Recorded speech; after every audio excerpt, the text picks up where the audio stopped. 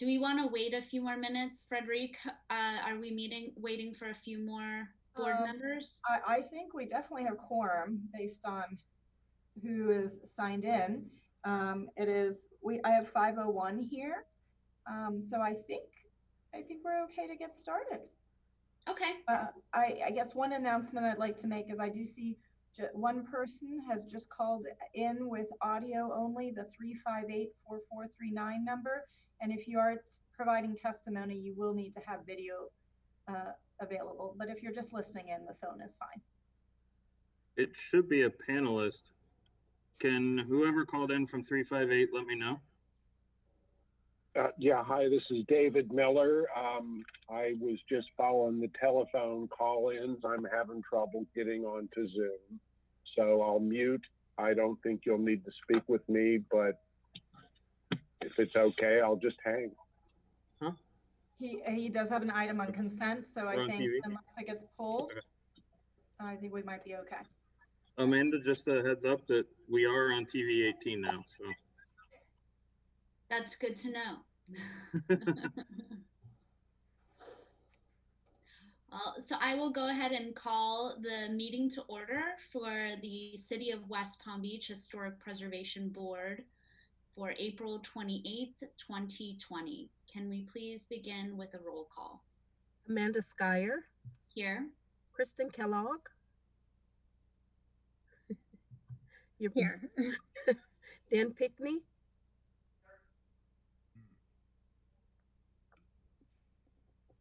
You have to unmute yourself, Mr. Pickney. Okay, Takara Chambers. No audio on him. Takara Chambers. Here. Gabriel Jaslowski. Here. Ken Breslauer. Let the record reflect that Ken Breslauer is not present. Reginald Stanbaugh. Here. Nick Casatley. Let the record reflect that Nick Casatley is not present. Thank you. We now move on to approval of the agenda for tonight's meeting. Are there any changes from staff? No changes from staff. Thank you. Okay, is there anyone on the board that would like to make changes to the agenda as presented? If not, can we please have a motion to approve? I move to approve the agenda for April 20, 2020. Do you have a second? Second. All those in favor? Aye. Aye. Any opposed? Okay. Moving on to approval of the minutes from the March 24th meeting. Do we have any changes to the minutes as presented? Okay, seeing none, can we have a motion to approve, please? I move to approve the minutes for the March 24th, 2020 meeting. Do you have a second? Second. All those in favor? Aye. Aye. Any opposed? Okay, thank you. Moving on to the report of the Historic Preservation Planner. Yes, good evening, Frederic Metner, City Historic Preservation Planner. Actually, we have been quite busy. Our numbers have not changed much. I would like to share with the board that staff has had 92 level 1 applications, 4 level 2s, and 36 zoning reviews. So we have been right on target from last month.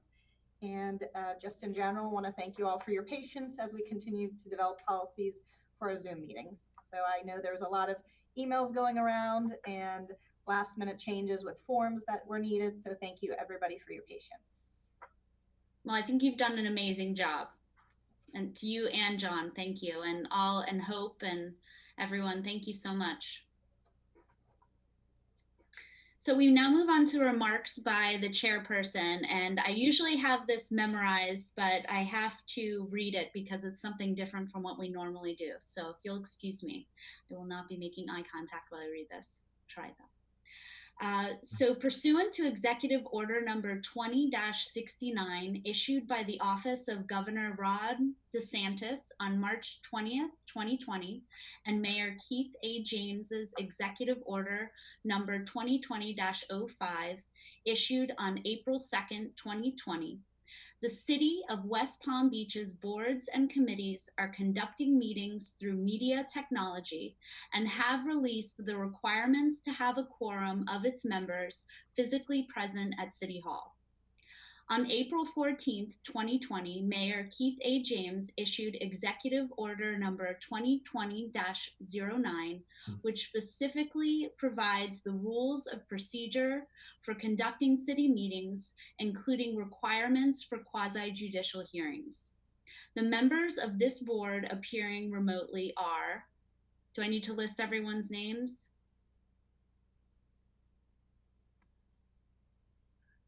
I think we're recording this, so I can just read the participants real quick. Okay. Frederic Mettner, Aaron Borngraber, John Roach, Amanda Skyer, Reginald Stambaugh, Giannis Varnava, Ed Sheehan, Gabe Jaroslavsky, Hope White, David Miller, Bill Waldy, Brent and Graham Gallagher. Downstairs, the chamber is available. Dan Pickney, Denise Hare. We have access at the Flagler Gallery. Fred Tanny, George Janidis, Ken Marshall, Kristen Kellogg, Missy Bierman, Nick Casatley. So hope, let the record reflect that Nick is here. Peter Green, Stephen Mooney, Takara Chambers. Those are the participants listed. And I apologize if I mispronounced anyone's name. Thank you. To ensure the ability for the public to continue to participate in this public hearing, it is being streamed live and available for viewing in the City Commission chambers, located at City Center, 401 Clematis Street, provided that social distancing is required. Additionally, for those wishing to access the meeting remotely, they are able to do so directly through the applicable Zoom webinar link, as well as the city's usual media channels, including WPB-TV 18, the city's website, and the city's YouTube, Facebook, and Twitter feeds. Anyone from the public who would like to provide comment on an agenda item is able to do so through the following: in the City Center Flagler Gallery, dialing 561-320-3872 and leaving a voicemail not to exceed 3 minutes, sending an email or video recording to hpbpubliccomment@wpb.org, or completing the online public comment form at www.wpb.org/ or is it / public comments. Those accessing the meeting directly through Zoom may also use the chat or raise hand features. Anyone using only their phone may raise their hand by pressing *9. Regardless of method, please be sure to indicate the agenda number or case number for which you are providing comment. Everyone providing testimony this evening must have video capability and will need to be sworn in. We will do so at the start of each case on the agenda. If you are about to provide testimony and were not sworn in, please be sure to indicate such and be sworn in accordingly. After the applicant presents their case, staff will provide a presentation, and then the public will have an opportunity to speak or have their comments read into the record from previously received correspondence. The board will then go into executive session. Prior to rendering a decision, the board will confirm no additional public comments have been received by staff. We'll now go into the public comment portion of our meeting. So if you would like to speak on an item that is not on the agenda this evening, now is the time to do so. Do we have anyone that's here to speak on an item not on the agenda this evening? Okay. Hope, were you raising your hand? I was raising my hand prematurely for the swearing in. Okay. We have nobody who has identified their interest in public comment. So. Okay, thank you. So we will now move in to the swearing in of our speakers. If you could please raise your right hand. There we go. Now I can raise my hand.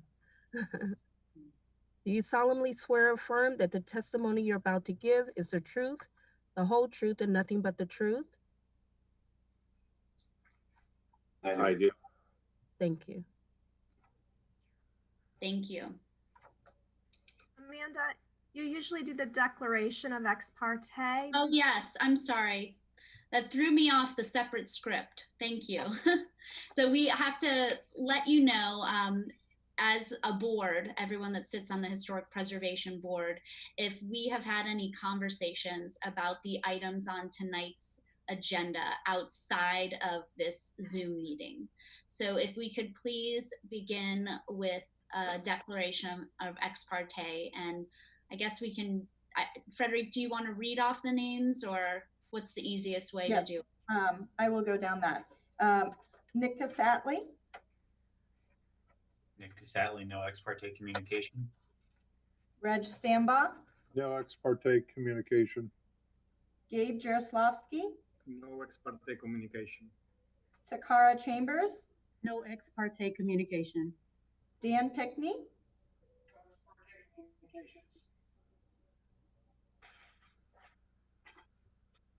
Kristen Kellogg, Kristen Kellogg, I have a conflict of interest for case number 20-26 and will not be voting on that, and have submitted the completed form to Hope. And then also for case number 20-23, I received an email forwarded from city staff.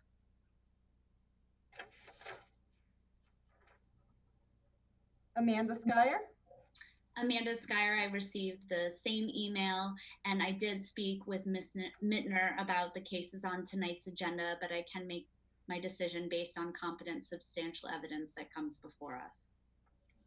thank you. That completes that portion. Thank you. So we now move on to consent cases. We have 2 consent cases on the agenda this evening. Case number 20-26, 317 Granada Road, and case number 20-30, 522 Clematis Street. We have a motion to approve. I move the board to approve consent cases. Case number 20-26, 317 Granada Road, and case number 20-30, 522 Clematis Street. Do we have a second? Second. All those in favor? Aye. Aye. Any opposed? Okay. Motion carries. So if you are case number 20-26, 317 Granada Road, or case number 20-30, 522 Clematis Street, your case has been approved. Thank you. Moving on to new business. Case number 20-23, 501 N Street. Yes, so we do have the owner, Stephen Mooney, and the architect, Ed Sheehan, on here. I will let them present the case and their request, and then staff will present their PowerPoint regarding it. Ed, are you okay sharing your screen? Okay, you're on mute. Am I unmuted now? Yes, thank you. Yes, hi. I'm Edward Sheehan of Edward H. Sheehan III PA Architects in North Palm Beach. And I'm working for Mr. Stephen Mooney on 2 projects. The first one, 501 N Street, and the second, 1115 Alabama Avenue. The first one, 501 N Street, is adding a 1-story, or creating a new 1-story Art Deco 1,523 plus or minus square foot building on the existing 50 by 78.85 foot, 3942 square foot lot. And I'm not sure what I need to be presenting. I do have a rendering that was updated on a board that I can present if that hasn't been seen or is not in the PDFs.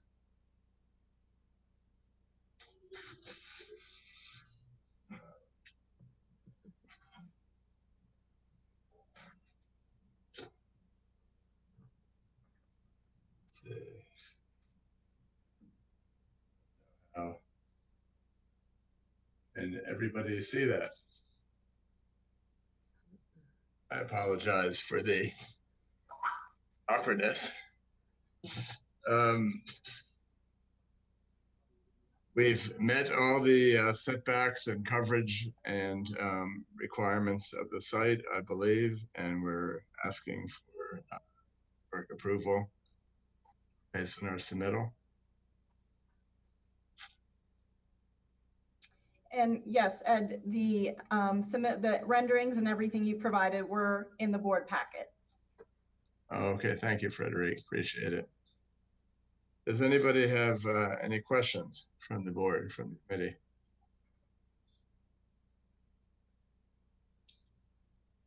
Any questions of the applicant? So, Mr. Sheehan, you know that there is a condition for approval by staff. Are you in agreement with that condition? Yes. It's for the clear glass on the front, and that you can have low E on the sides and rear, but that the glass is clear on the front. Yes. So is this a single family home project? It's a, yes, it is a, basically a one-room studio, single family home. Yes. And I think that what this package shows on sheet 8.1 is actually the site plan, and shows also some work that is going to be done on the northern lot, I believe, that which is in the next case. Is that correct? Yes, it is at 1115 Alabama Avenue, adding a 2-car garage on the north side of that property after demolishing 324 square foot addition to the original 1931 structure. Okay, thank you.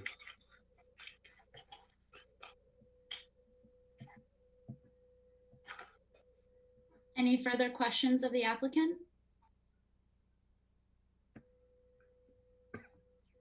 Okay, thank you.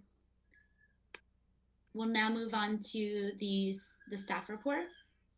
Okay, I will be sharing my screen here for the case 501 N Street. Is everybody able to see the screen? Yes. The PowerPoint? Okay, great. So as has already been presented, this is a request for new construction of a single family structure. It is quite a constrained lot. The owner, the applicant and owner has both this lot and the lot to the north. There was actually 3 lots originally, and they've combined them. But as you can see, the pattern is traditionally for everything to be included. So given the constrained numbers, they had a very small footprint that they could accommodate. And this is the subject property. As you can see it from the southeast, the corner of N and Alabama. There is some storage not by the current project, but an ancillary project that's going on. And you can see there are 1-story structures on either side. The one immediately to the left or west was a new construction that was previously approved by the board in the Art Deco style. And the one around the corner, the Art Deco style on Alabama, was constructed in 1931 as a cleaners. And so the architect and applicant were drawing their inspiration from this existing historic structure there. These are the adjacent structures. The rendering and the request for a contemporary style house of approximately 1,523 square feet. As you can see, it would be situated on the southern vacant lot. And these are the proposed elevations. So very simple in design, a parapet roof with capping, simple windows. There was some clarification between the applicant from the rendering and the elevations in terms of what is the window frame color. They have indicated it will be white. And so this front elevation, again, staff's condition was that it is clear glass. So again, for the residential nature of the property. This is the west elevation that would just face the neighboring property. And then this is in context. So again, the horizontal lines in keeping with the adjacent new construction and the property to the north. So having reviewed the application for the additional compatibility criteria and Secretary of Interior standards number 9 and 10, we do believe it meets all of those and therefore are recommending approval to the board with the condition again that the window shall feature clear glass on the front elevation with clear and an optional low E coating on the sides and rear with external muntins. Questions of staff? Do we need to make a condition about the window frames being white since it says black on the elevations? I think that would be very helpful. Thank you. Frederick, can you clarify about the dimension mountings?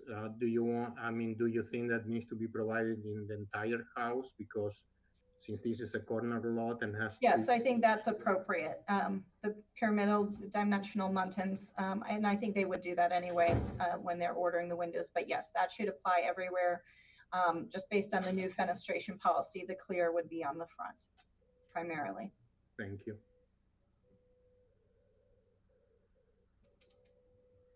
Any further questions?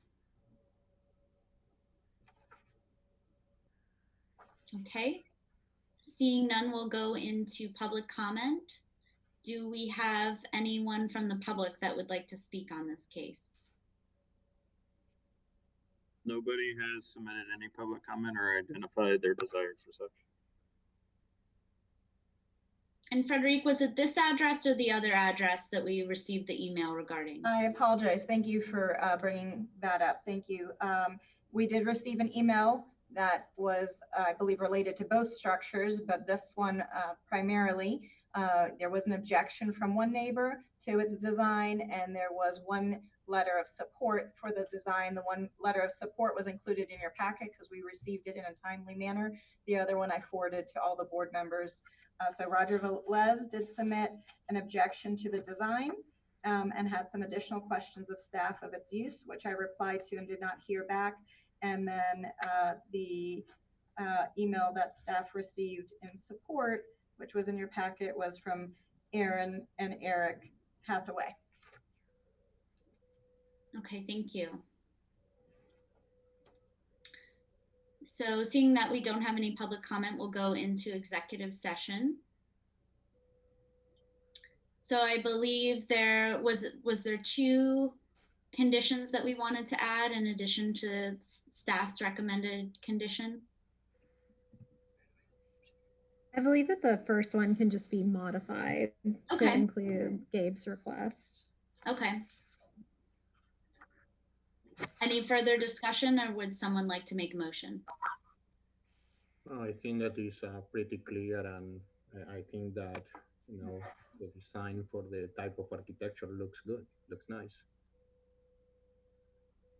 Yeah, I think given the context with the building that was originally a cleaner's next door is very convincing, as well as the other buildings that are of a similar character nearby. Agreed. Would someone like to make a motion? I can make a motion. I move that the Historic Preservation Board approve application number 20-23 for new construction in accordance with the Secretary of the Interior standards for rehabilitation, specifically standards 9 and 10, as well as the additional criteria set forth in the Historic Preservation Ordinance, section 94-49 of the city's zoning and land development regulations.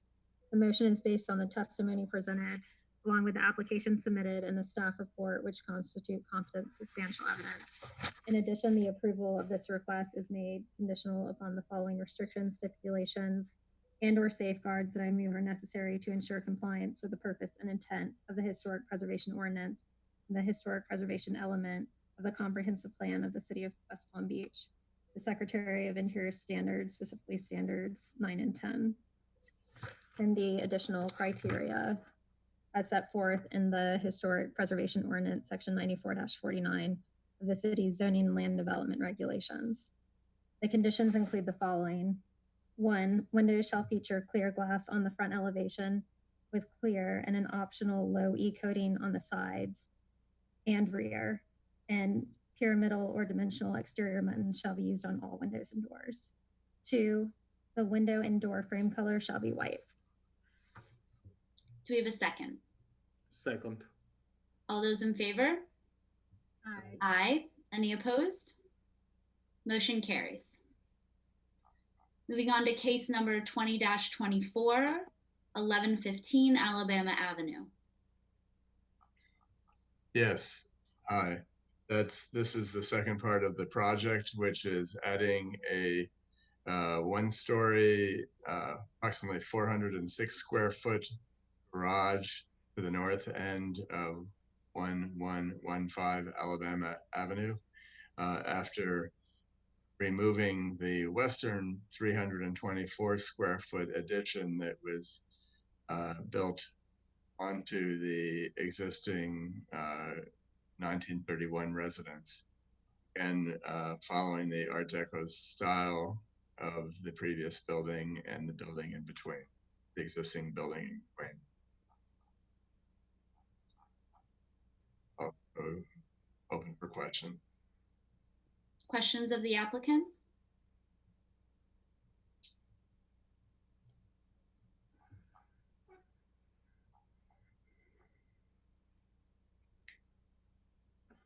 Okay, Thank you. thank you. We'll move on to the staff report, please. Yes, thank you. Let me there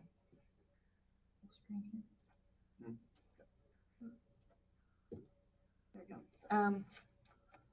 Okay, so this is, as was mentioned, the new construction for the accessory structure just to the north of the previous case, 1115 Alabama Avenue. And there is that one existing structure there built in 1931. We do have permit records showing there was an addition constructed in 1933 here. And that is the small portion they would like to remove. It does have a different roof portion. You can even see it in the aerial here slightly. And this is the property currently where, or the site, the northern part of the site where the proposed garage would go, and the subject building. So again, 1931, great Art Deco lines there, the surrounding properties. And the neat thing about it is that it was known as Hurley Cleaners. And in 1943, this article does list that it was an essential business, very relevant to right now, needing these 4 cleaners in the city of West Palm Beach to not work on luxury services. Right there at the bottom it says luxury services, but only those utilized by the needed by the war. So I thought that was kind of interesting given today. So again, in the back they were proposing to demolish 324 square feet that was not original, and then construct this new 2-car garage, in keeping with the existing architecture. So it would be located right over here, oriented to the east. So you would access it off of Alabama, the 2-car garage. And again, this is the portion that would actually then provide a greater setback to the adjacent neighbor, because it is right onto the property line now. These are the proposed building elevations of the garage over here. And in relationship to the existing building. It is a bit taller, but we do feel because you're moving your way north to another 2-story residence, and then the townhomes, and then the convention center and the garage, that actually this increase in height is appropriate in this situation.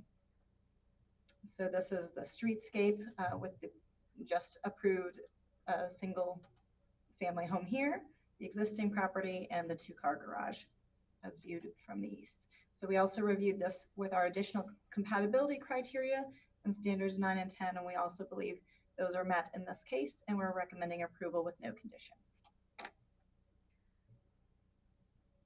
Questions of staff?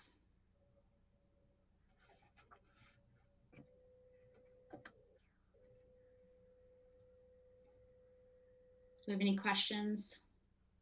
On the garage, is it a built-up parapet roof? So it's not, all of that's not useful. I mean, I understand that it's a high ceiling height in the garage, but is there additional height that's added from the parapet wall itself? Very little, but I'd prefer to defer that question to Mr. Sheehan. Yes, hi. No, they're talking, we're attempting to stack 2 cars possibly in the height. So we've gone to an internal height that is makes the roof just inches, 8 inches or so below the top parapet. Okay, thank you.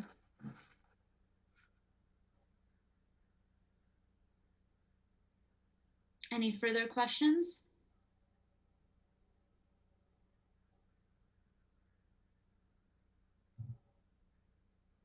Okay, seeing none, we will move on to the public comment portion.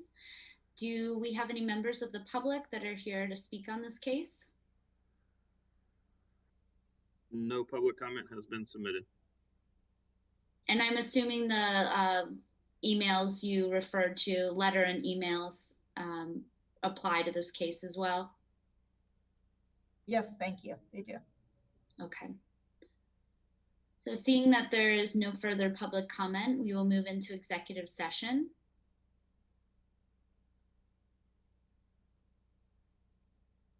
I think it's an interesting building, the dry cleaners, and it'll be nice to see that architectural style continued on that corner there.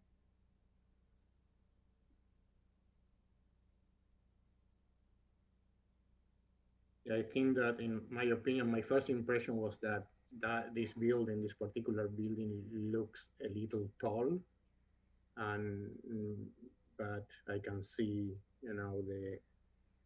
I can understand the reasons for that, for what Frederick said and the applicant said about the height of this building. I agree. I had the same initial reaction and concern, but as Ms. Mittner stated, her reasoning for recommending approval for the project, I can agree with that reasoning. Okay, any further discussion, or would someone like to make a motion?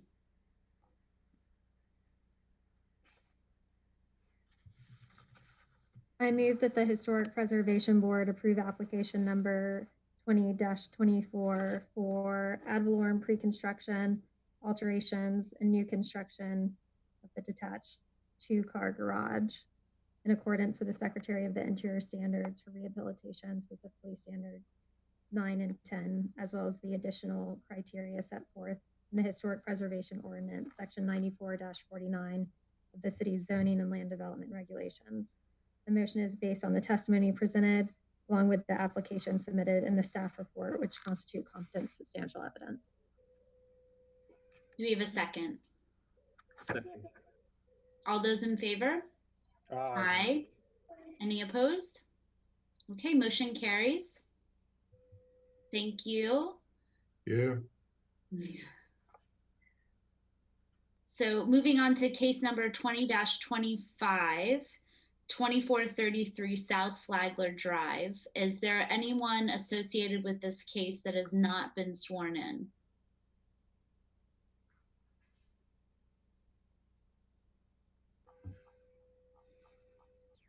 The applicant was here at the beginning. So Okay, thank you. So we'll move on to the applicant presentation. Yes, hi. My name is Yanni. I'm working with Laberge Menard. We're architects in West Palm Beach, and we're here to present the garage addition for Mr. and Mrs. Tan, located at 2433 South Flagler Drive. We are proposing to convert the existing 2-story building, which houses the garage below, into a gym.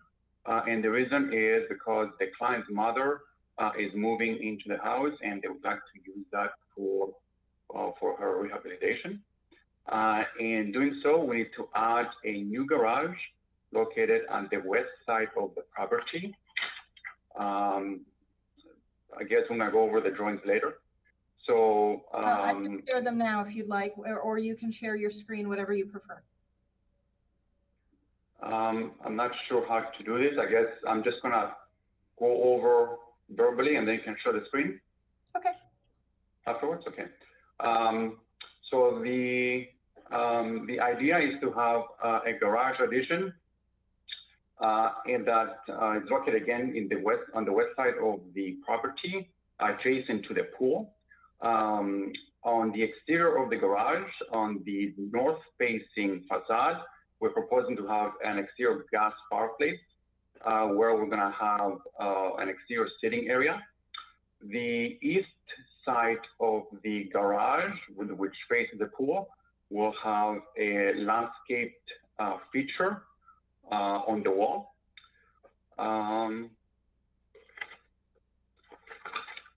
And then the garage will face facing the Sunset Road, is not facing Flagler. The existing structure where the existing garage is located, we're taking the existing garage doors and we are creating, oh, here are the drawings. Okay, here it is. So this is the existing garage on the left side of the screen. On the right side would be the proposed remodel of the garage. So we're proposing 3 French doors. On the upper portion of the screen, we see the existing garage and the proposed gym, which we're adding a bathroom. Pretty simple what we're doing. If we move on to the next page. Okay, and then this is the proposed garage. On the lower left, we have the south elevation facing the street. On the right to it is the east elevation with the landscape wall feature.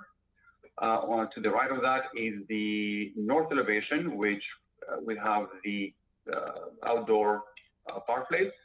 And on top of that is the west elevation, which pretty much faces the neighbors. And we have the entry, the man door entry into the garage. And then the last page shows the hand rendering of the materials we're using. Now, an important feature, we are matching the existing house, the quoins, the barrel tile roof, the roof outriggers, the stucco texture, and so forth and so forth. It's an identical match of the existing house. And that concludes the presentation. Thank you. Questions of the applicant?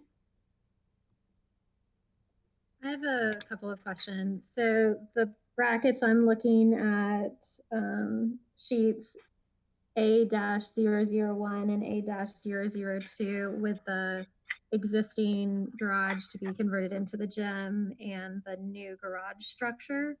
The brackets that are shown on the existing garage are different proportionally than the ones that you're proposing on the new garage. So you said that they match the existing structure. Yes, the existing garage, it does not match the existing house. Actually, we think that the landmark portion is just the house. The garage was built afterwards. So it's not, what we're matching is the existing house. Which unfortunately we don't show here. We don't have any drawings of it because the drawings were, I believe they were burned, or I'm not sure what happened to them.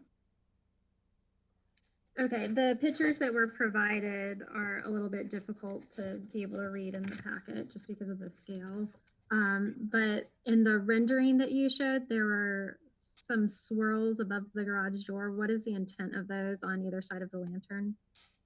I'm sorry, say that again? On the rendering that's shown, yes, I think Ms. Mittner is. Oh yes, that one is it's a light. It's an overhead light, and it's going to be traditional lighting. We haven't picked that yet. What But are the that's the light one. That's swirls? nothing to do with the structure. What are the swirls on either side of the light? The skull is like a traditional Mediterranean. It's wrought iron. Again, we haven't sourced the light yet, but that would be, it's a fixture, a light fixture. So you're saying that those large swirls are attached to the light fixture? That is correct. Okay, thank you.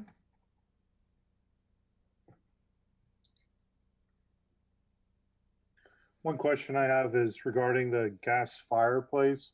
Looks like, is that an exterior gas fireplace addition to the garage addition? If you could just explain a little bit more of that to me. Sure, that is, it's attached to the garage, but it's gas fireplace. So it's an, isocurrent 42-inch isocurrent made for exterior applications. So on the site plan, we see it, yeah, thank you for it. So the new garage has a distance almost 17 feet from the existing two-story building. So in between, we have a courtyard, a little courtyard where we can have a sitting area, and then we can enjoy the fireplace. Okay, thank you. I haven't, yeah, I do. Sorry, go ahead. So in the proposed new window, I'm just getting back to the sheet that I was referencing earlier. The west elevation that's shown, there's the new window, and the proportions of it look to be different from anything that's on the existing primary structure or the accessory structure. Is that just a new size and proportion that you created, or did you take it from referencing another opening in the structure? Well, again, the main house has larger windows. We're trying to put as much light as possible to the garage, so it's not, very dark. And that is the west-facing facade, but it's very close to the property line. So we're trying to put as much light as possible in it, so it doesn't feel claustrophobic once you're in it. So what I can tell from the packet that's been provided is that it's not an existing window configuration. So you're going to have different proportions on the principal structure, on the existing accessory structure, and then on your new garage. Well, again, the existing two-story garage, the windows are very small. The main house has very large windows, and we're again trying to match the main house. Once we build the garage, the existing two-story garage or ex-garage, it will be, really northwest property, so you won't really see it. What you will see is the new garage and the main house. And then once again, this is a west-facing facade, so nobody's really, going to be able to see this facade. Again, the reason to create a larger window is for light and only. Thank you. Will people be able to see the east elevation? Because I'm concerned that there's no fenestration. No, that elevation would be shown you only see it from the main house. So here it is, that's the east, it's all screened. All the dotted little portions you see is the pavers, and then everything else is landscaped. So you won't, from the street, you won't be able to see the east side of the new garage.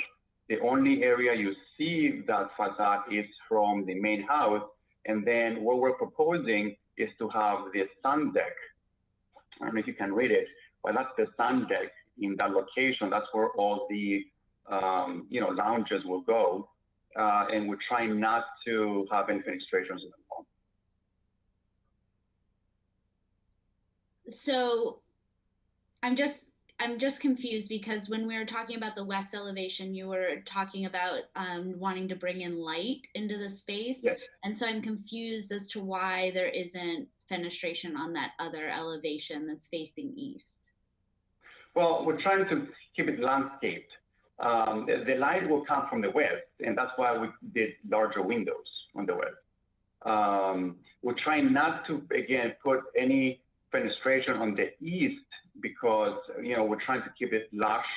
So it doesn't look like you have a building right next to the pool. So we're trying to keep it so it's more aesthetically pleasing. It feels a little more, you know, lush than just having, you know, your lounge right next to the garage. So we're trying to make it so it's a lot more comfortable for the client. And what was the reasoning behind deciding to reference the main structure, which has a lot of detailing, rather than referencing the original garage, which is an accessory structure and much simpler? Well, aesthetically, we thought it would be better pleasing if we kind of match the main house, because the existing garage right now is very, it just doesn't look anything close to the original structure. So it's very, you know, mundane in a way. So we're trying to kind of like, you know, bring, you know, a little more Mediterranean flair into the garage. That's the only reason. And then where did the detailing for the corners of the opening on the new garage come from? Where is that referenced? What's the reference? Yeah, I'm afraid we go to the existing house pictures. Here they are, right there. We're matching the coins on no, each not corner. the coins. At the corners of the garage door opening, there's like a little bracket detail. So it's not. Oh, I see. Yes. Yeah, it's that was our. I don't think there is. Well, there's some in the main house. You see above the door, above the windows on the bay area over there. There is some curvature on the windows. We're not really trying to, you know, match that part per se. We're just trying not to have a square opening. That's all. Okay. Would you be open to taking away some of the detailing? Because I know that's one of my concerns, is it feels overly designed for the purpose of the structure, and that it does not relate to the historic garage that exists on this property. And I agree with that. Sure. So would you like to remove the, let's say, the coins to keep it simpler? I think that would help. I think it's almost too small of a structure for the coins. I'll allow the architects to weigh in. It just feels that I think if you're replacing the original garage with a new garage so you can repurpose the use of the original garage, I think that new structure should be using the original garage as a reference point rather than the main structure. Okay. I completely agree. I'm the applicant. I'd be perfectly fine with that. Okay, thank you. Thank you. I agree also. So do we have any further questions of the applicant? Okay, thank you. And we'll move on to the staff report, please.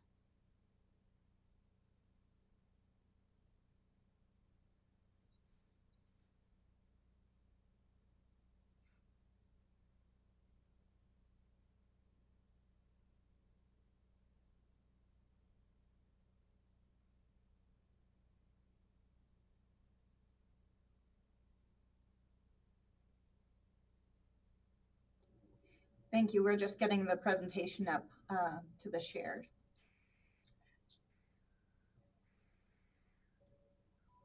Great. So as was mentioned, this is case 20-24 for new construction of the accessory structure.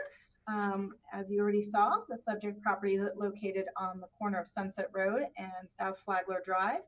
And the proposed two-car garage will be detached and set approximately 17 feet south of the existing garage.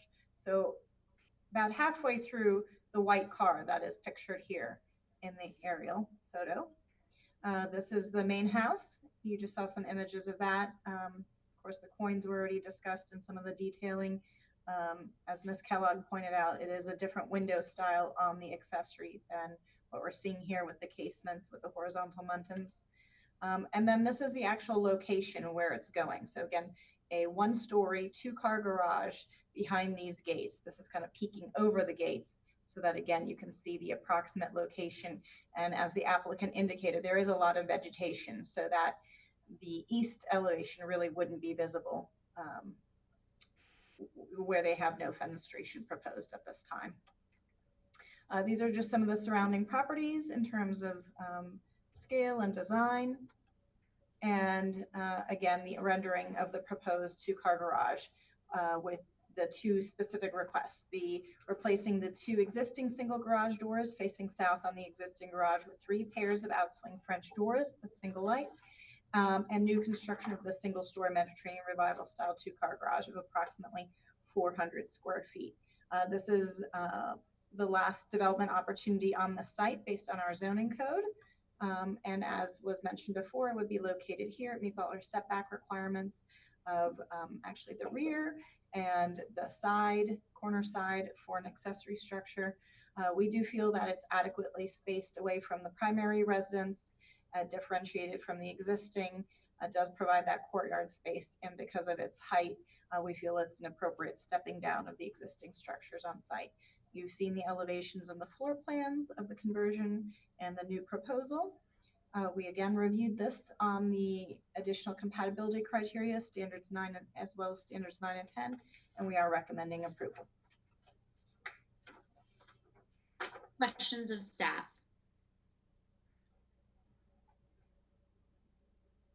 Ms. Mender, could you speak to Mrs. Skyer's comment about the garage opening, how they have the bracket shown? Is that something that we've seen in LCID, or would it be more in keeping to have an orthogonal opening, much like the one they already have?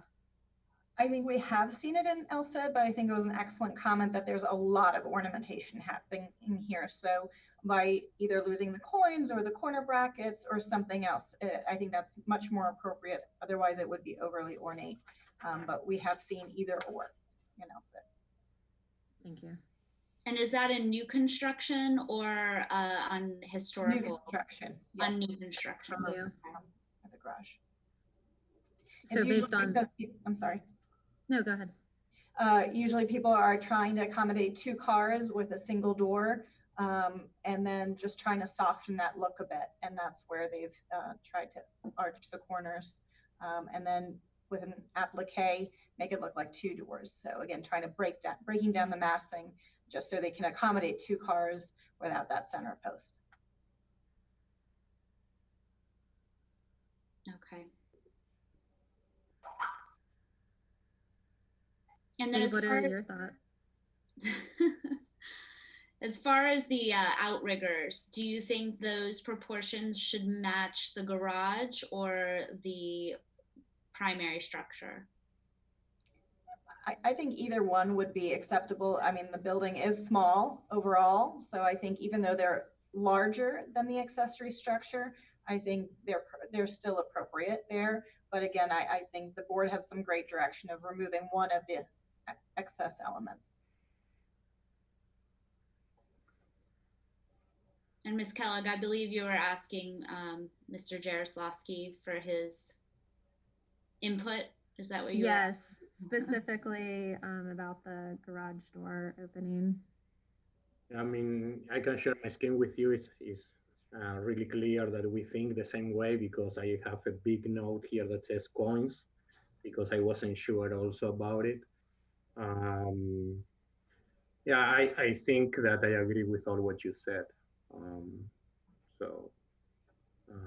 I am not concerned about the outriggers. Really, they're not going to be noticeable. They are, too far apart. One structure from the other one. It's not really going to be noticeable.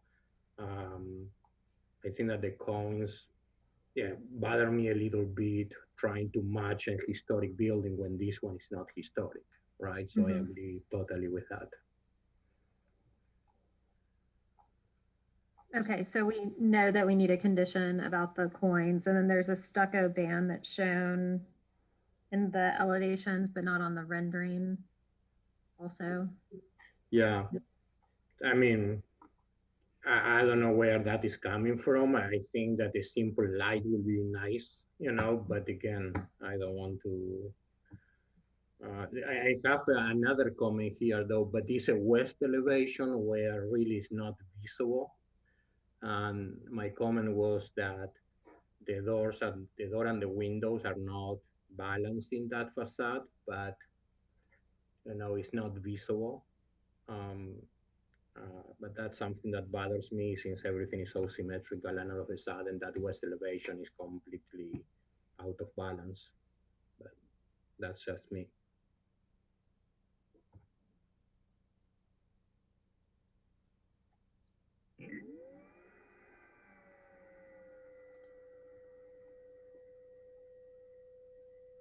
So that's the band. So a question, I guess, for the applicant is the intention for that band to be there or not to be there?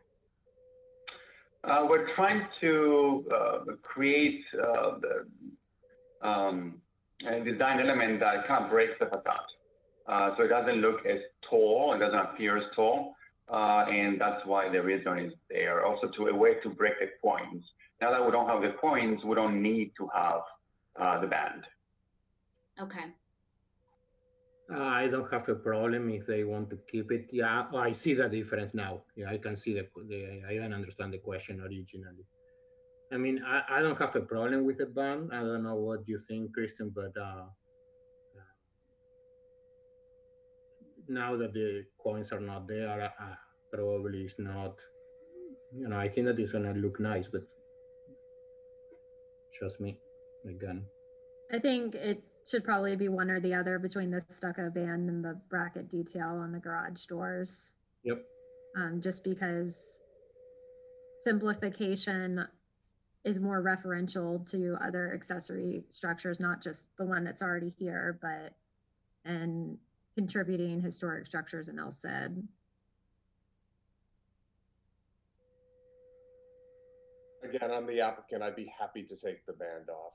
I'm not wed to that at all. It's we were trying to match the house on it and to make it look really nice because the house is beautiful. But I see the point. It's on a 400 square foot structure as opposed to, you know, a large home. And frankly, by removing the coins in the band, you just save me money at construction costs. So. Yeah. I thought that. I didn't want to say it, but but I'm thinking that immediately. Well, we appreciate you being so flexible, and it really is a beautiful home, and it's wonderfully maintained. Yeah, no, we are absolutely, I mean, we feel blessed. We've owned the home for 5 years, and we feel blessed that we found the neighborhood, which we absolutely love. We moved from the north and just fell in love with LSID, and this house is just, it's great, and we've done a lot to it internally, and we, you know, plan on being here for a long, long time. So it's a stunning home. Thank you very much. And I think this will be a great addition, including the courtyard, which will really enhance the outdoor area and give us a little bit more of a usable space outside. Great. Well, great. Do we have any further questions of the applicant? Okay, we will go into public comment. Do we have any members of the public that are here to speak on this case? Madam Chair, we haven't received any public comment on this item. Okay, thank you. So we'll move into executive session. So I think we've talked about a lot of the items that could be addressed in conditions. So I definitely think the coins. So I think, Ms. Kellogg, you were saying it's either or, either remove the coins and the band or keep the band and do away with the bracket detailing at the opening of the garage door? Right. It seemed like the easiest thing to do, and based off of what the applicant and owner said, is just to go ahead and remove the coin, make a motion with a condition to approve it with removing the coins and the stucco banding, just to simplify the structure and allow it to be more in keeping with the accessory structure that's already there. And then they can leave the garage door opening as it is, if that's the little bit of flair differentiation they want. I mean, the overall opening is a little bit different than what's there currently. So if something's going to have a bit of a different language, I think I would prefer it to be the garage door opening itself. I agree. Mhm. And then as far as the light fixture, would you like to see the applicant work with staff just on the final? Because it sounds like they haven't specified it yet. This was kind of a design element that was, because it's different from what is seen in the renderings. Yeah, again, this is the applicant. I'm actually not, it was just for preliminary purposes. I actually don't like the little detail very much. Okay. I'd like to simplify it, and we're happy to work with staff to simplify it and get something that because you can't see very much of the garage from the street, but if anyone would see anything, it would be that. And I would like to simplify that. Great. We appreciate that. Thank you. Yeah. So should we make it, Ms. Mettner, should we make that a condition, or do you think it's just all right? I think I'm comfortable working with the applicant without a condition on that. Okay. So we all understand that the swirls are not an architectural feature, for the record. Yes. Do we have any further discussion, or would someone like to make a motion? I can make a motion. Can you hear me? Yes. Okay, very good. I move that the Historic Preservation Board approve application number 20-25 for ad valorem pre-construction, alterations and new construction of a detached two-car garage. This is being in accordance with standards 9 and 10 as set forth in section 94-49 of the city zoning and land development regulations. The motion is based on testimony presented along with the application submitted staff report, which constitutes competent, substantial evidence. In addition, the approval of this request is made conditional upon the following restrictions, stipulations, and/or safeguards that I move are necessary to ensure compliance with the purpose and intent of the Historic Preservation Ordinance, the Historic Preservation element of the Comprehensive Plan of the City of West Palm Beach, the Secretary of Interior standards for rehabilitation, specifically standards 9 and 10. The additional compatibility criteria set forth in section 94-49 of the city zoning and land development regulations, specifically, these conditions include the following: removal of coins, coin elements from the corners of the garage, and additionally removal of the stucco banding. Second. Do you have a second? Second. All those in favor? Aye. Aye. Any opposed? Okay. Motion carries and your project's approved. Thank you very much. Really appreciate it. Thank you. Thank you. Moving on to case number 20-27, 3308 Washington Road.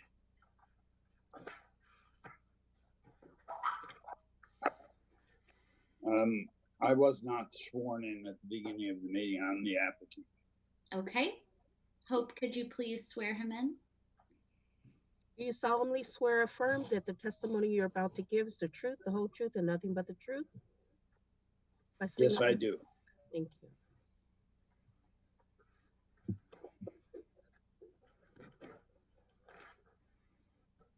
Okay, Mr. Yeckes, if you would like to make your presentation, please. My name is Stephen A. Yeckes. I'm a registered architect for 43 years in North Palm Beach, Florida. And this is sort of a three-pronged application because it includes a demolition, new construction, as well as a request for a variance at 3308 Washington. And it consists of tearing down an existing structure that is presently placed within the rear and the side setback in one corner. It's not situated well, it's very small. It's not in good condition, so we're first asking to demolish the building. The certificate of appropriateness is to build roughly a 3,000 square foot, 2-story new residence.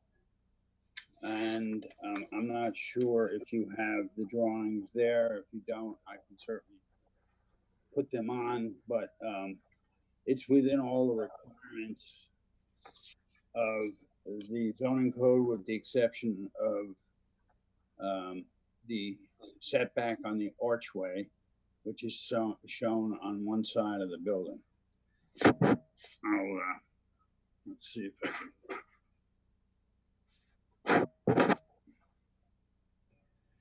All right, so there is rendering of the building with the arch to the left.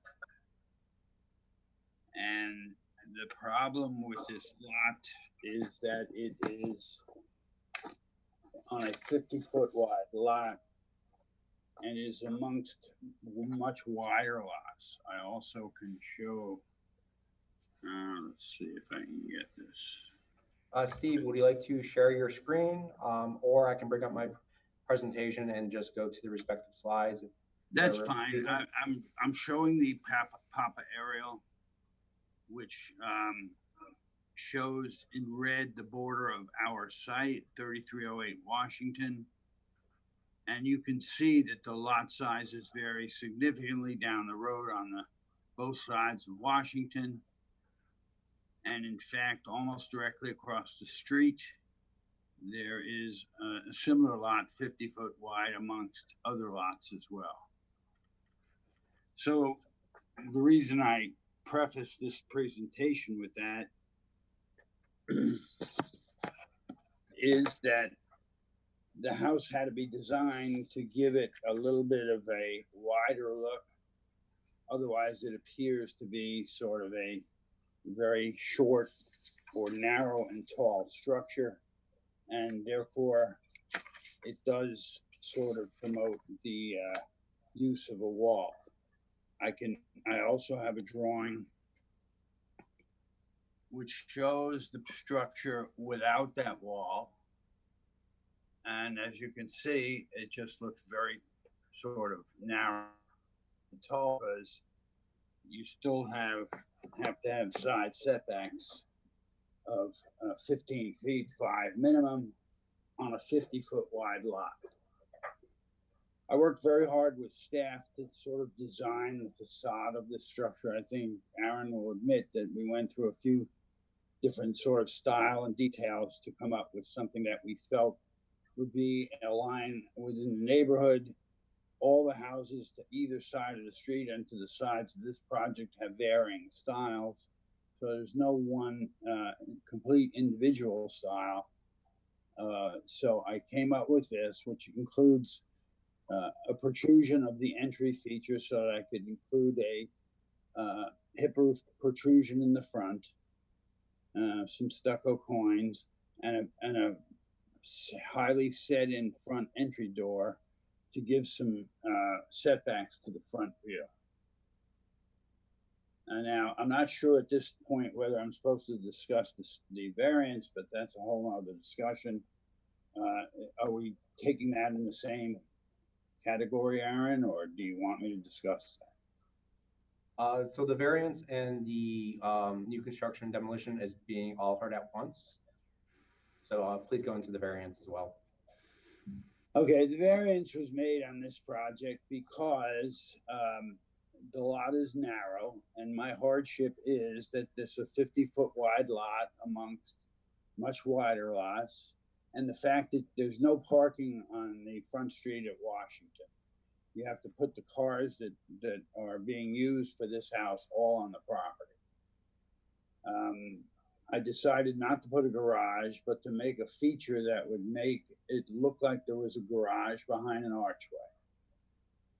And again, to request a variance is a hardship, and my hardship is the width and the shape of the lot plus the no street parking. The articles of your code allow you to go discuss and approve variances, if I can prove a hardship. And under statement of purpose in section 9446, number 3, it says the historic preservation ordinance is designed to identify, protect, restore, and encourage reuse of resources in the community. And under A, it says preserve, protect, enhance, and perpetuate resources which represent distinctive and significant elements of the architectural identity of the neighborhoods. So when I showed you the small lot across the street, I took cues from that. This is 3315 Washington, and it is literally a similar situation. We're directly across the street where it has an archway. It's up closer to the setback than is allowed. The house was built quite some time ago, and again attempts to make a very narrow lot perhaps a bit more spread out by using different heights in the building, as I have, but also to make it longer horizontally. There are over 30 cases of this particular type of use. Some have a garage behind it. Some, like this one, do not. But it is a technique that's used throughout the community to give a similar look to the narrower lots.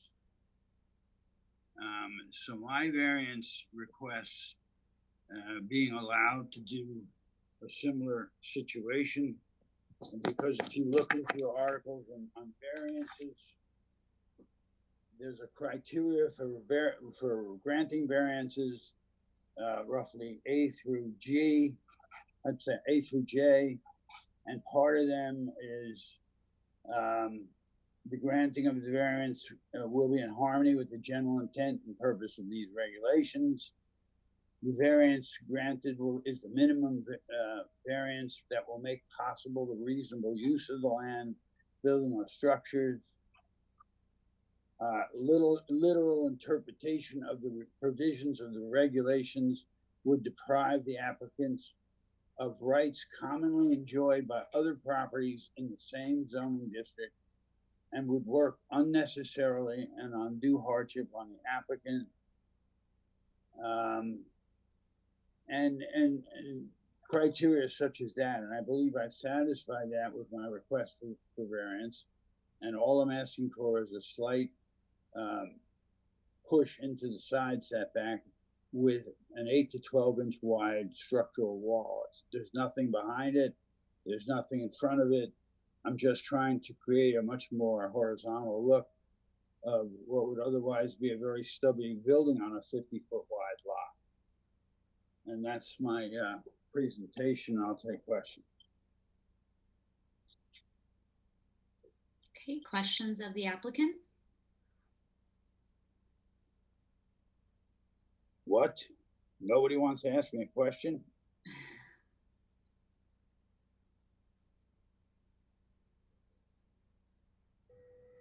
And those examples that you showed, were those porte cocheres or were they just a freestanding arch detail?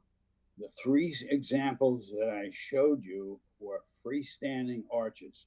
There are almost over 30 total projects that look like this, but a lot of them do have porte cocheres or awnings or roofs over them. The ones that I showed you, including the one I'm proposing, it's just a structural wall with an arch. What architectural style do you define your design as? Unfortunately, it's difficult to tell you. We went through many iterations of this design and actually came up with something that looks similar to the neighbor to the south, but it's not a pure style. It has coins, it has pastels, it has white roofs, some arched windows, some straight windows.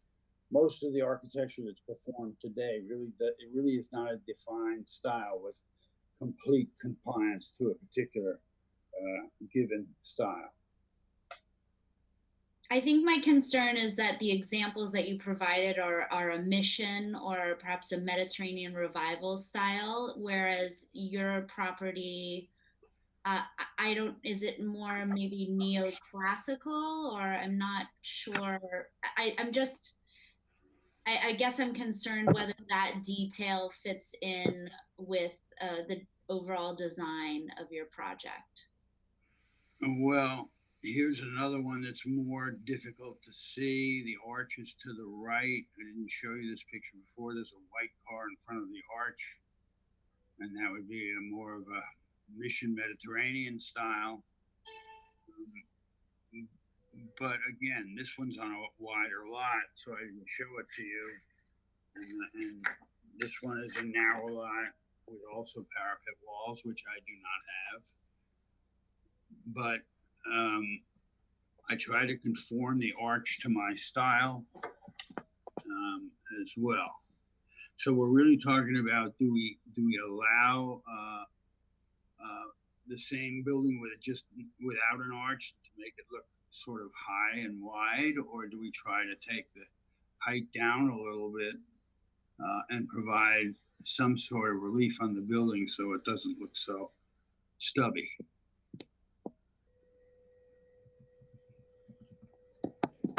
Do you have any further questions of the applicant?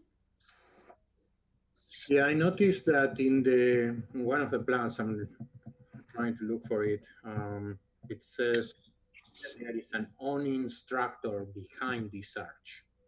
So well, we actually took that out. That might be from an earlier drawing, but the way it looks right now, we're not applying for an awning, just an opening to put a car back there. And because of the strict setback requirements on a 50-foot wide lot, you have to sort of configure it this way, where the part of the structure is indented so you can fit a car in it.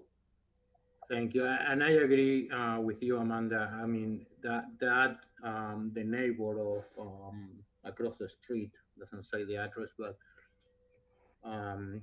it is like a mission style, completely different, right? The arch is way back, and actually it looks nice.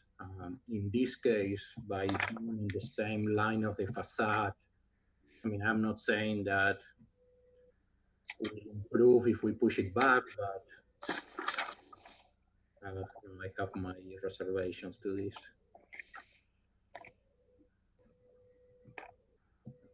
And Mr. Yakis, the neighboring property that you're referencing in your design, is that a contributing or non-contributing structure? The one across the street, I do not know. I didn't check on that. Okay. Well, we can ask staff when we go into the staff report. Yes. Do you have any further questions of the applicant? No. Okay, thank you. We'll move on to the staff report. Aaron Morgan, Historic Preservation Planner. Just give me one moment to pull up the presentation.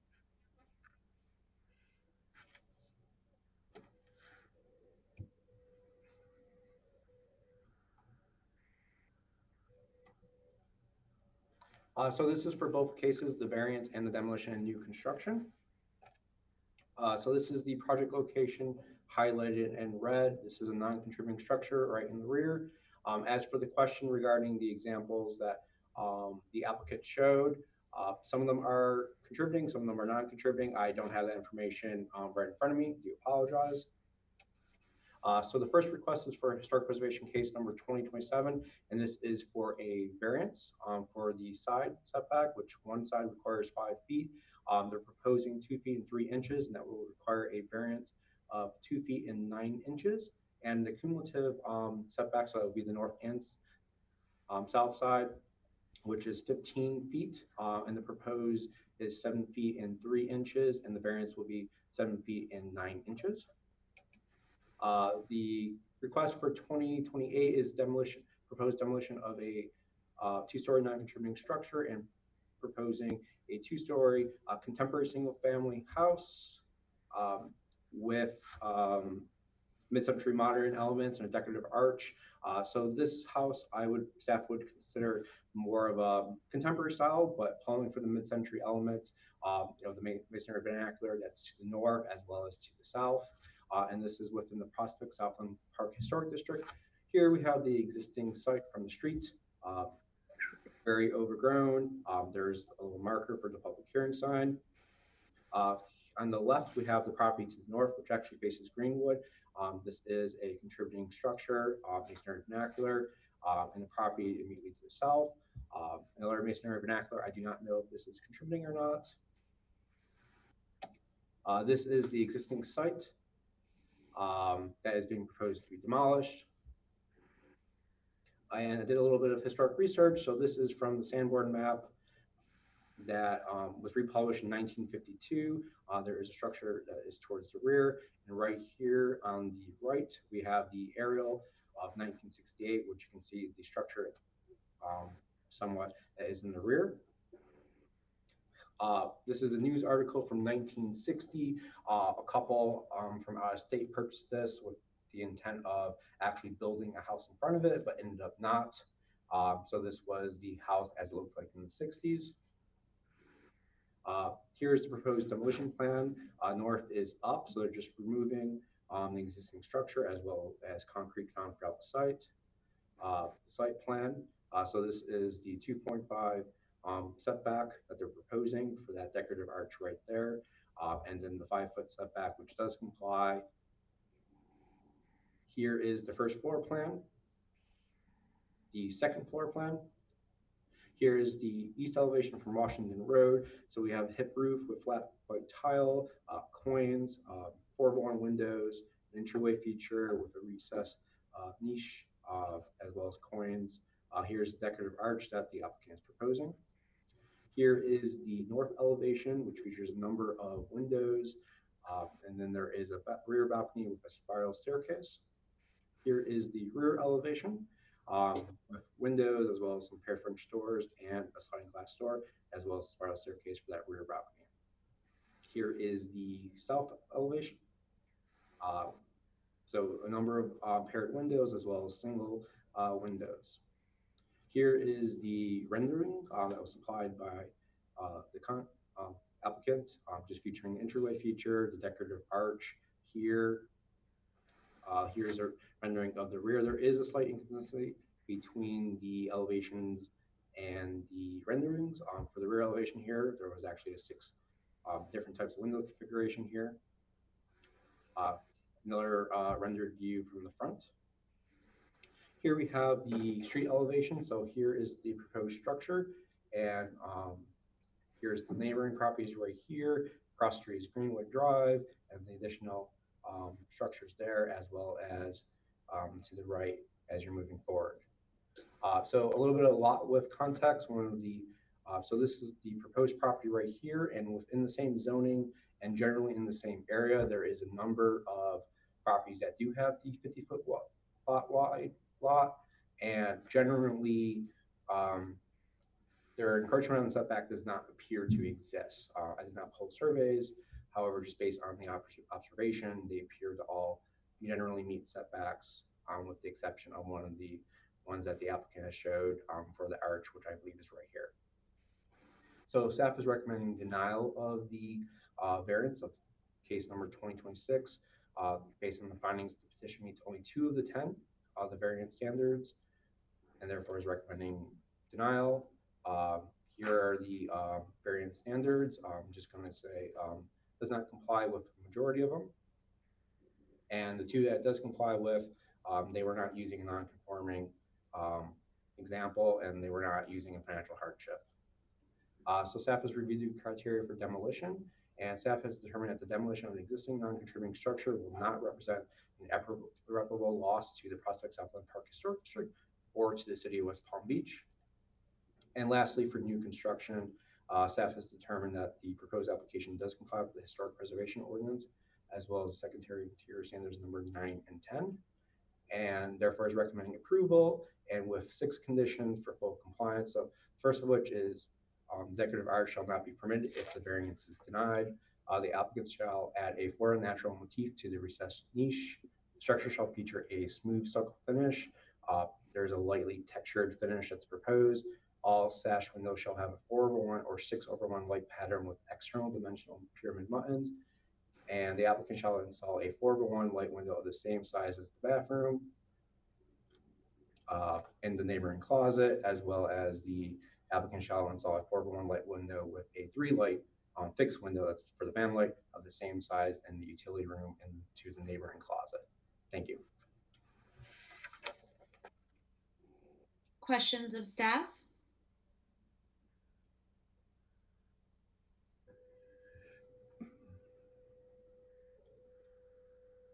So a minor question for Aaron here. Aaron, condition number 3, the structure shall feature a smooth stucco finish. I saw this before also in some other cases.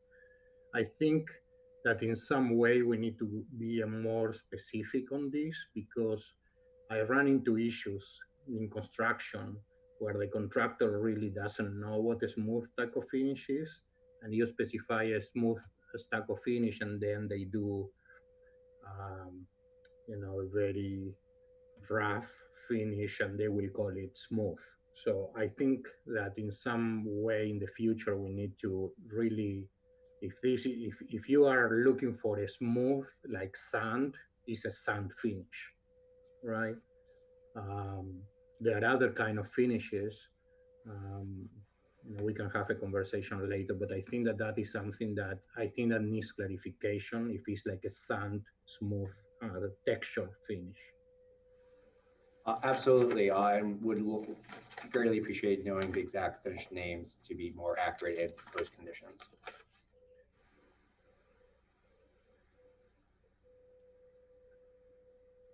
Can you please clarify what a Florida natural motif is? So it's not really defined. I purposely kept it vague. It's more to be like a pineapple or a flamingo, something to put there so it's just not a vacant space. So it could be really anything that describes Florida. And then the masonry structures that this design is referencing, are those 1-story or 2-story buildings? So they're a combination of the two. For example, this one is mostly a 1-story, but does have a 2-story element. And this one right here is a 1-story, but it has a rear 2-story aspect to it. So there's a combination of the two, and a 2-story would be appropriate still, as it does meet with zoning, but it also does meet with the characteristics and also creating that street elevation. Is it correct, those 2 examples that were just given, that those are later additions that were added to a structure that was originally 1-story? So for the 2 that I showed, I did not do the research to see if those were later additions. It's very well possible. However, it's possible that they were done before the historic district, so they're very tastefully done. But I didn't do the research necessary to find out either one with the addition. This one could have been original. This one is more of a toss-up. It probably is because it is pushed back.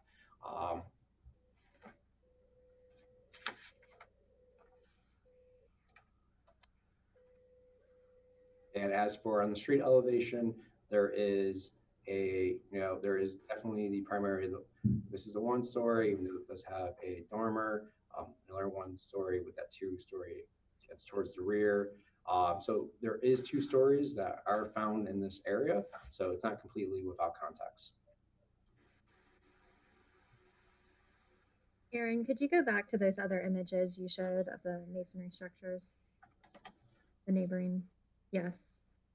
So with these structures, we're seeing orthogonal openings again, and also openings that have a similar rhythm to them. Is there any other structure you can think of in this historic district that is like the proposed property that has masonry construction, but has the combination of the arched and the square, well, rectangular windows with varying configurations throughout?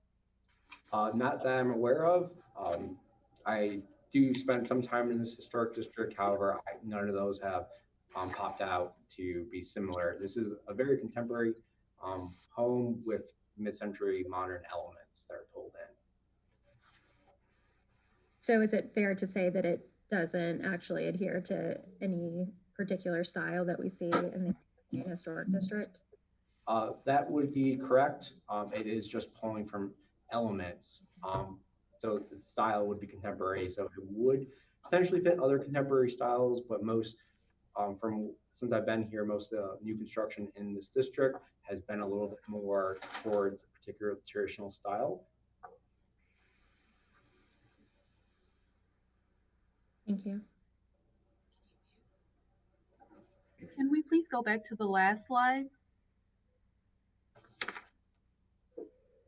from staff's presentation? The last slide being the recommendation, or the last slide being the streetscape?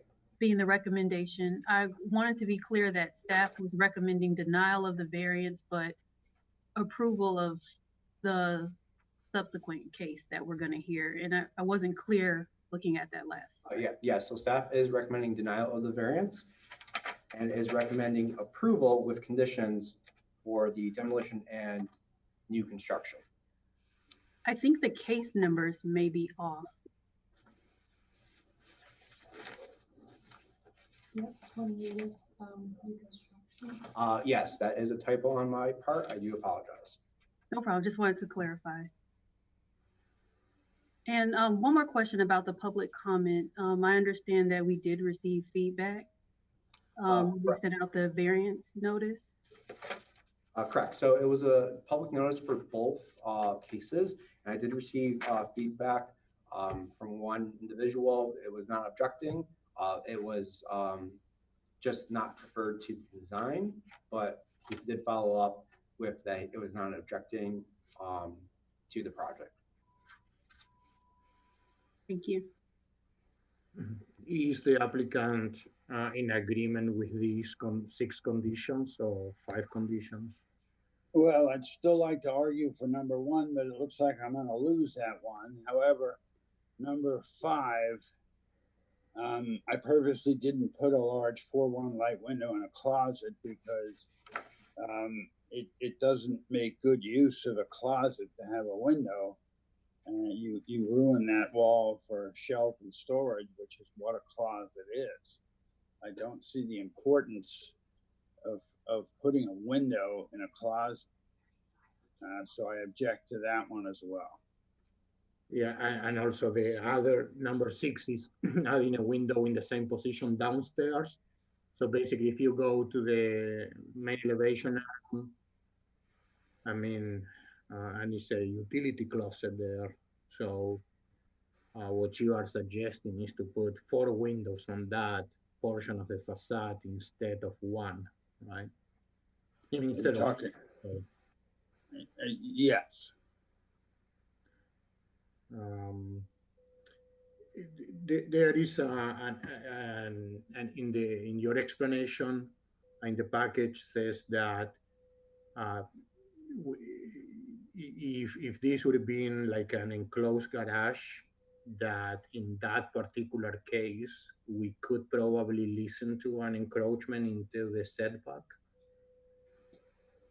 So I did make a comment that there could be potential consideration for a variance for a porte cochere or a carport, depending on the style, but that is extremely limited.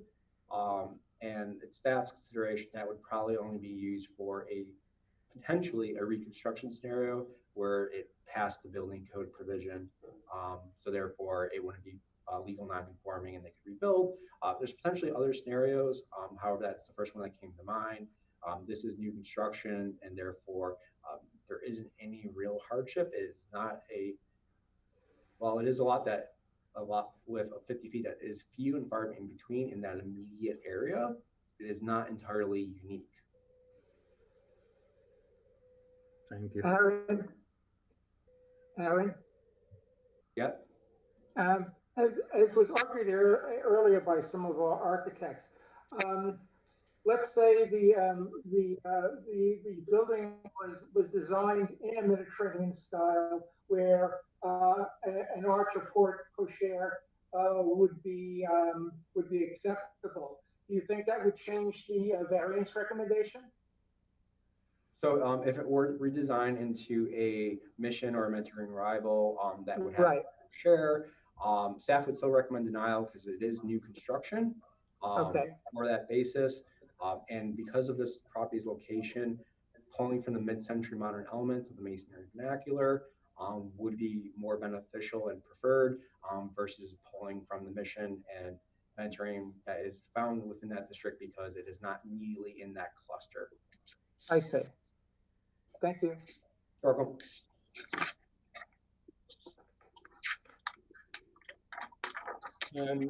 Also, Aaron, is the white, I am looking here at this picture, white cement tile roof is a typical tile for this, district? So once again, pulling from that mid-century elements, the flat white tile was very common and it's found in several of our mid-century modern structures from ranches, masonry vernacular. So I was just pulling from that as that would be the preferred style. I'd originally had a Spanish NS tile, but I didn't find that to be considered appropriate due to the mid-century nature of this area, especially the neighboring properties. But as you go down south, you still have more of a newer construction. So this being 60s, and some of those are non-contributing. However, that is still that mid-century era that would characterize these elements. Thank you. Any further questions of staff?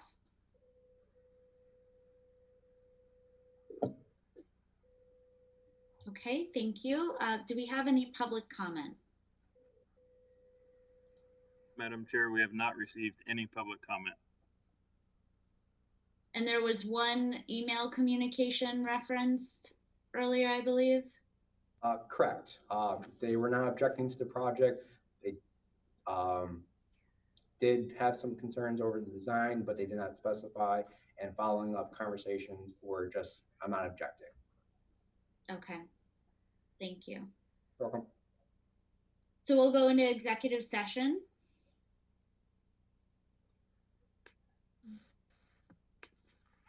Yeah, I just wanted to say, and it seemed that the applicant created his own problem through the design of his building. He so much as said that himself. He said, okay, I've made this two-story building and on this narrow lot, now I've got to stick something else to kind of bring it down.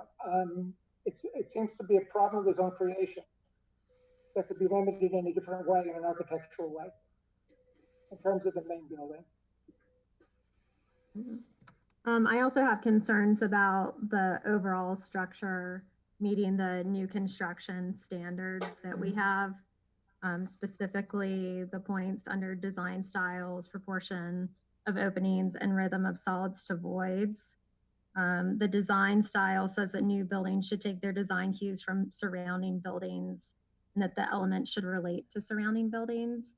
And I mean, I understand the reference that Aaron is making to the masonry structures around it, but it feels extremely dissimilar from anything else in the historic districts, and not in a good way that differentiates the new from the old. I think there's a significant issue with the proportions of the fenestrations that relate to the buildings around it, and also the detailing.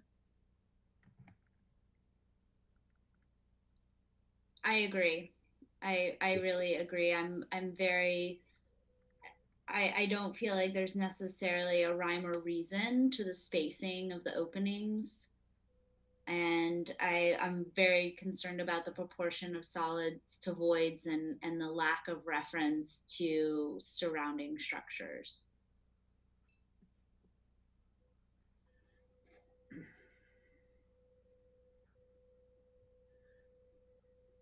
from my review of the application and the comments made by the applicant and the staff report, and taking a look at the variance standards, attachment A, the section, and applying the facts to the standards, I don't believe that a variance is appropriate at all in this particular case. And I don't believe that the arch is something which would provide a basis for granting a variance at all. I approve and agree with staff's recommendation 100%. I agree. I agree.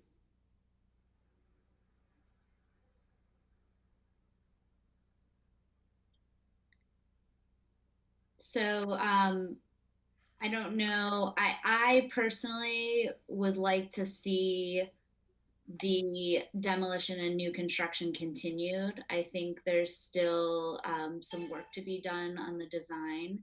I think we've communicated our concerns, and that should give sufficient direction to staff and hopefully the applicant on some areas that can be tweaked. I think it would also be good to see the design without the arch and see how that affects the overall structure when that's no longer there. Yes, I agree. Even given the conditions that staff listed, there's such a significant impact on the structure that I'm not comfortable approving it with conditions. I believe we need to see it continued and come back. So do you think that is appropriate to continue the case or to deny it and we'll have to redesign and come back later? I think we should give them the opportunity to take our feedback and staff's feedback and incorporate it so it can be continued. Okay. Should we deny the variance and then continue the second case? That would be an excellent choice of denying the variance and then continuing the demolition and new construction. Okay. Is there any further discussion, or would someone like to make a motion? I'd like to make a motion denying the entire variance. I move that the Historic Preservation Board deny application number 20-27, request by Stephen A. Yeckes on behalf of 3308 Washington Road for a variance from section 94-82 2D1 and section 94-82 2E1 of the zoning and land development regulations, which requires a primary structure to have meet a side and cumulative side setback requirement of 5 feet and 15 feet respectively in the historic single-family high-density SF14-C3 residential zoning district at 3308 Washington Road. The applicant is requesting a 2 to 3 side north side and a 2 foot 3 inch side north side and a 7 foot 3 inch cumulative north and south side setback. Allow for a decorative arch, thus denying a 2 foot 9 inch side north side and a 7 foot 9 inch cumulative north and south side setback variance. The motion is based upon the testimony presented along with the application submitted and the staff report, which constitute competent substantial evidence. Historic Preservation Board hereby makes findings of fact that each of the 10 criteria in Article 2, Section 94-38, Section D6 have been met for the variance. Reginald, I made a typo on that. Have not been met, please. Have not. You're right. Right. When I finished reading that, I said, "Where's the not?" Not have been met. So, I amend my last sentence. The Historic Preservation Board hereby makes findings of fact that each of the 10 criteria in Article 2, Section 94-38D6 have not been met for the variance. Do we have a second? Second. All those in favor? Aye. Aye. Aye. Any opposed? Motion carries. So I move the board to continue to approve the continuation of this case number 2028 for 3308 Washington Road for demolition and new construction. So the applicant can keep working with staff to to achieve a better design. Second. All those in favor? Aye. Aye. Any opposed? Okay, motion carries. The case will be continued to next month. And we ask you to please work with staff based on the feedback given at the meeting this evening. Okay, thank you very much. Thank you. And with that, I believe we have completed our agenda. Can we have a motion to adjourn? I move the board to adjourn the meeting. Do you have a second? Second. All those in favor? Aye. Aye. Any opposed? Okay, meeting adjourned. Thank you all for joining us. Everybody. Thank you. Have a good night. Thank you. Good night.